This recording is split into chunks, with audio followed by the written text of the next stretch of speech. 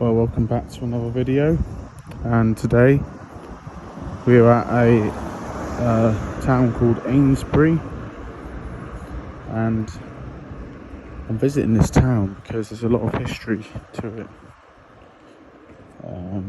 and you can see old photos of this town where the tarmac used to be rubble.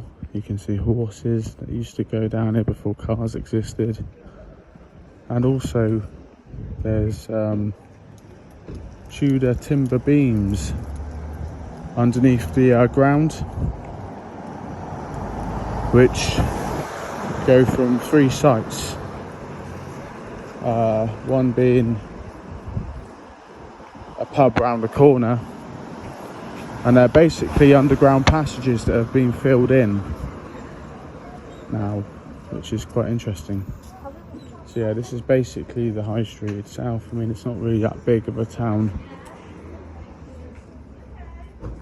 and yeah, it's very history like, very history like. And so we're going to visit the museum, and hopefully I can do some filming in there if they allow me to. So yep, and this is the end of the high street that way. And also that way, we've got loads to tell you about. So here is the Amesbury Museum. This is the new one. I actually only went in the old one. This has been open for a few years now, so look forward to going in here. Well, here we are in the Amesbury Museum, and this has got some information on Waspian's camp, which is near Blickmead. And this is what has been found, which is remarkable. We've got some Iron Age walling and some Iron Age loom and pottery, which is incredible. Now 35,000 pieces of worked flint have been found at Blickmead, and it's on private land, but here you can see there's end scrapers, hammer stones, polished axe heads, more polished axe heads, and large knives for cutting animal flesh and meat with, bores for making holes. So yeah, very interesting. We've got some Neolithic knife blades, arrowheads, very large arrowheads, scrapers, blades, and loads of equipment.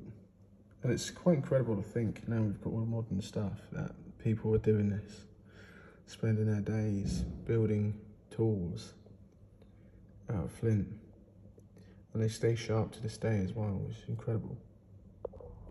Now here we are, we've got some more bits of flint. We've got a Landslide microlith 6000 BC, rounded base towards an apex shaped like a lance, 4001 BC,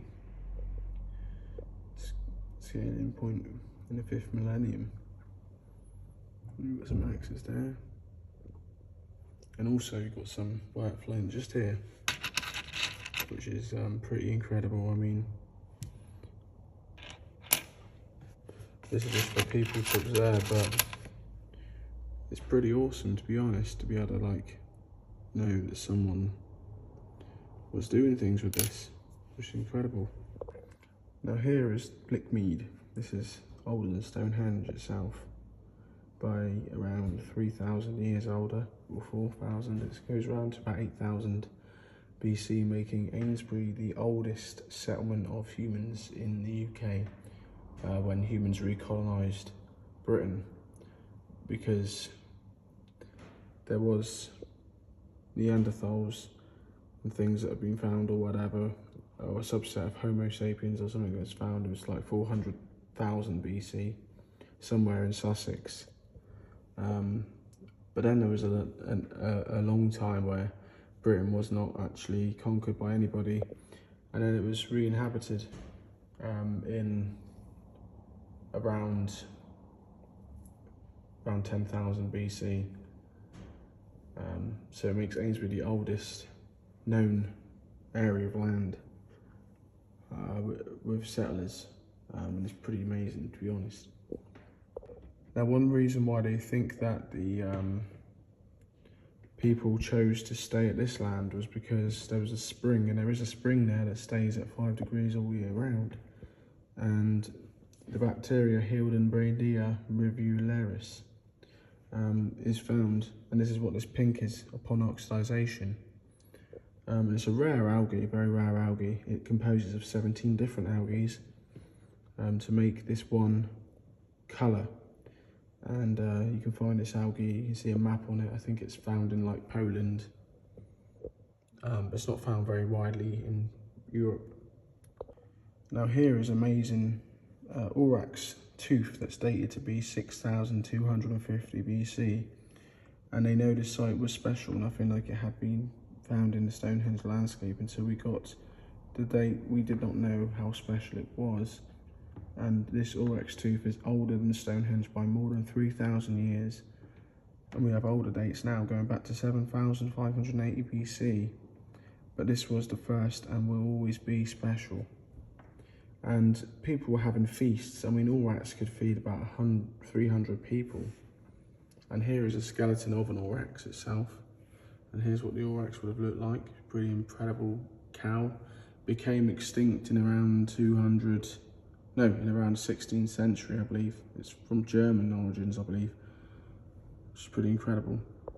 Now, all of this was actually found in a Bronze Age urn, 2,500 to 800 BC.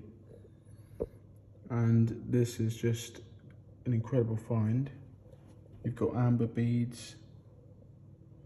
You've also got more amber beads. And you've also got shale beads. And also jet beads, which is incredible, really. Lots of jewellery and stuff like that, really.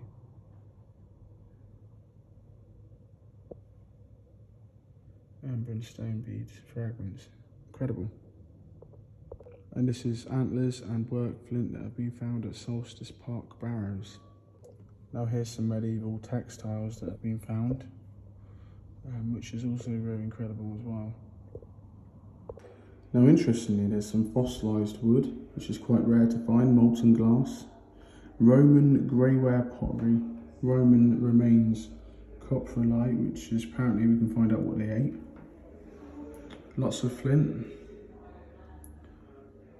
George III penny, clay pipes, lots of those, fragments, fossil shells, medieval pottery, and also hammerstone, a few hammerstones there. We've also got a lot of clay pipes here as well, which is brilliant, and also a lot of glass jars. So just popped down near where this area is. Done a few little walk. I just found that bit as well, and I actually found a couple of bits of worked flint just around my feet. Look at that, very smooth as well. Noticed. There's a closer inspection. Looks pretty well chiseled to me. So yeah, very interesting. And yeah, I found this on surface level. Well, obviously it was a bit under the ground. I did boot it up a little bit. But yeah, I'm finding it everywhere. Like, there we go again with another bit of worked flint. There's tons of it around here. Very incredible, really. Just finding it everywhere, really. And it's weird that it's up here. Like, who would have been up here? Yeah, very interesting. It's probably on surface level because this bank has been man-made at some point. So it's dug up the history. And there we go, we found another bit of flint. And this does look oddly like a shape of an arrow of some kind. Although it's quite thick. But yeah, very interesting. Could be an arrow, maybe. Who knows? Very interesting. I'm going to hand this to the museum later today. Well, I just found this. And this looks like it's been smashed away at. Absolutely. I mean, underneath it's a bit broken too. Yeah, it looks pretty battered. I'm gonna leave that around. It's a bit heavy to carry around. I don't need it. Interesting. But yeah, this ancient landscape would have been inhabited by our ancestors over 10,000 years ago. This isn't actually Blickmead itself. Blickmead is actually over there on private property, but it's actually beyond that field. I expect what they do call Blickmead though is only a small portion of the history in this surrounding landscape for 5 miles every direction, if not 10 miles every direction. There's so much history around Salisbury and Amesbury, and there's just a load of history. There's Woodhenge, Durrington Walls, a few other Timberhenge as well, which was discovered, and a few others as well. But yeah, Blickmead is actually quite far over that way. It's near the A303, so it's beyond that, but I'm sure they would have inhabited this land also, and that land over there. So yeah, well, bear with me on the traffic kind of thing, but yeah, I say that because well, bear with me with the traffic, but I say that Blickmead area is only a small portion of it because I found these things outside of that area, and they weren't exclusively in that area. There's no doubt about it, because Stonehenge is 2 miles away, Durrington Walls is 2 miles the other way or something, and then there's Woodhenge, and there's also Timberhenge that was discovered in 2010, and a load of other stuff. Well, Timberhenge, there's also another henge that was discovered as well, which was put underneath the road. On our walk, we've actually found a marvellous blackberry bush. Well, here's a lovely river that probably comes from Blickmead itself. There's a spring that stays at 5 degrees Celsius all year round, and obviously this whole area would have been great for life and for people. There was a lot of aurochs as well, like cows that were there that are now extinct since about the 16th century. But yeah, the river would have looked a lot different. I mean, this whole area of land over there would have had rivers over it, and so the land would have looked different back then. Well, I just thought I'd include this church on the video, because this church, believe it or not, is quite unique in that it's actually a 926 AD church. It's a cool little building there as well. That looks pretty awesome. But yeah, 926 AD, which means that Henry VIII did not destroy this church, which is quite unusual because he destroyed a lot of churches.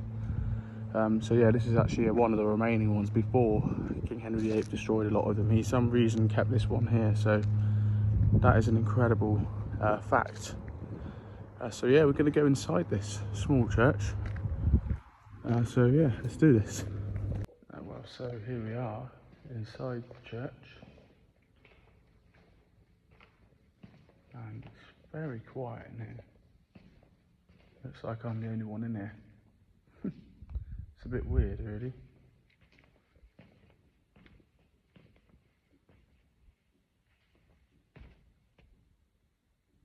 Yeah, tapping, I think that's the clock up above.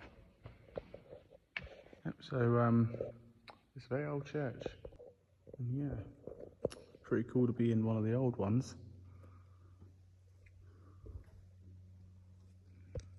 Got quite a cool roof as well. Up there we've got some interesting roof structure.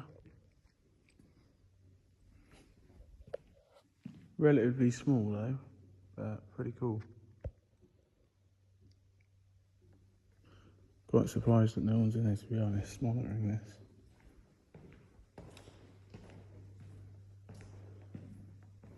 We got a little bit around the corner there.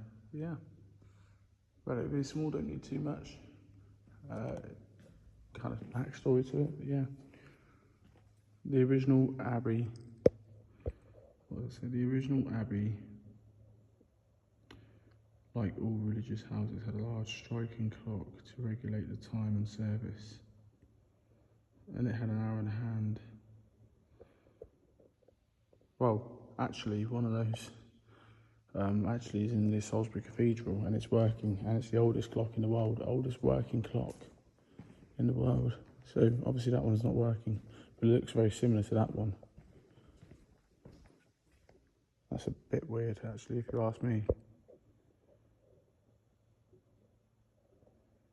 It's quite strange. Anyway, I've never seen that in a church before. That is weird. I was thinking it might have been an entrance to somewhere, but it doesn't look very big.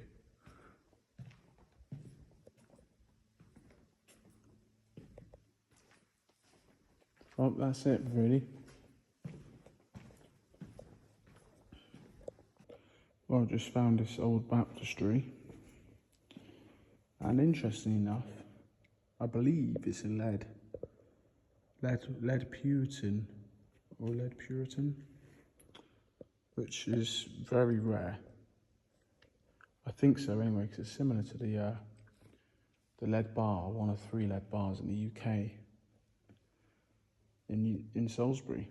But yeah, this is pretty old if you ask me. It's got to date back to the original time when the church was built, which is incredible really. Got a bit of history for you. The bells just rang. But yeah, that was an interesting church if you ask me. And I'll be handing these bits back to the museum what I found, because they are quite interesting. But yeah, very interesting walk around Amesbury today. A lot of history around here, tons. You've got Durrington Walls, Woodhenge, Timberhenge that was discovered in 2010. You've also got a lot of history about Durrington Walls, like the mud hut prints that's still there from pillars that were in the ground. And one of the Woodhenges is actually underneath the road, and discovered in 1966. Also Stonehenge you've got as well, Blickmead, which not many people know about, but it's older than Stonehenge by around 3,000 or 4,000 years. And Amesbury in itself is the oldest settlement of humans since they recolonised Britain in about 10 to 12,000 years ago. So that's pretty amazing, to be honest, and it's quite incredible. So yeah. And yeah, as I said, there's timber passages underneath the ground as well. One actually comes from over there, which is the king. I think it's the King's Arms. Yeah, the King's Arms. Yeah, the King's Arms just over there, which is one of the Tudor passages, goes underneath the ground, across all of this. But yeah, it's actually blocked off now. Probably for safety reasons. And actually this place here is actually where the Beatles famously stayed, which is quite interesting in itself. And you can, without actually entering, see that history just there on the wall. Pretty cool.